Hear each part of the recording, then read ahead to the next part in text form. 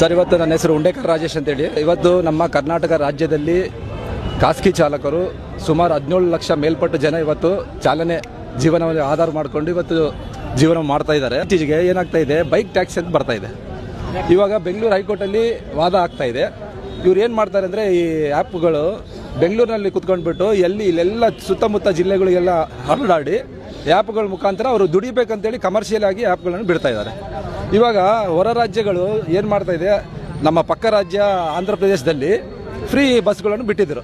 ಅವರು ಆಟೋ ಚಾಲಕರ ಕುಟುಂಬಗಳು ಅನ್ಯಾಯವಾಗಬಾರ್ದು, ರೋಡಿಗೆ ಬರಬಾರ್ದು ಅಂತೇಳಿ ವರ್ಷಕ್ಕೆ 15,000 ರೂಪಾಯಿ ಘೋಷಣೆ ಮಾಡಿದ್ದಾರೆ. ಅಂದರೆ ನೇರವಾಗಿ ಅವ್ರ ಖಾತೆಗಳಿಗೆ ಬರಬೇಕಂತೇಳಿ. ಇಲ್ಲಿ ನಮ್ಮ ಸರ್ಕಾರ ಬಂದು 2 ವರ್ಷ ಆಯಿತು. ಇವಾಗ ಒಬ್ಬರಿಗೆ ಜನಕ್ಕೆ ನ್ಯಾಯ ಮಾಡ್ತಾ ಇದ್ದಾರೆ, ಮಹಿಳೆಯರಿಗೆ ಫ್ರೀ ಬಸ್ ಕೊಟ್ಟಿದ್ದಾರೆ, ನಮ್ಮ ಆಟೋ ಚಾಲಕರೆಲ್ಲರೂ ಒಪ್ಪಿದ್ದಾರೆ. ಆದರೆ ಆರ್ಟಿಫಿಷಿಯಲ್ ಆಗಿ ಇವ್ರಿಗೆ ನ್ಯಾಯ ಒದಗಿಸಿ ಕೊಡಬೇಕಲ್ವಾ? ಈ ವೈಟ್ ಬೋರ್ಡ್ ಹಾಕೊಂಡು 2 ವೀಲರಲ್ಲಿ ಮನೆ ಮುಂದೆ ಬಂದು ಕರ್ಕೊಂಡು ಹೋಗ್ತಾ ಇದ್ದಾರೆ. ಅಂದರೆ ಇವಾಗ ನಾವು 2 ವೀಲರ್ ಕೊಟ್ಟಿರೋದು ಯಾಕೆ? ಮನೆ ಓನ್ ಯೂಸ್ ಪರ್ಪಸ್ಗಾಗಿ. ಅವ್ರು ಏನು ಮಾಡ್ತಾ ಇದ್ದಾರೆ, ವೈಟ್ ಬೋರ್ಡಲ್ಲಿ ಬಂದು ಪಿಕಪ್ ಮಾಡ್ಕೊಂಡು ಹೋದರೆ ಇವರು ಎಲ್ಲಿ ಇವತ್ತಿನ ಕಾಲ ಹೆಂಗಿದೆ ಅಂದರೆ, ಬಡ ಚಾಲಕರು ಅವ್ರ ನೋವುಗಳು ಹೀನಾಯವಾಗಿದೆ.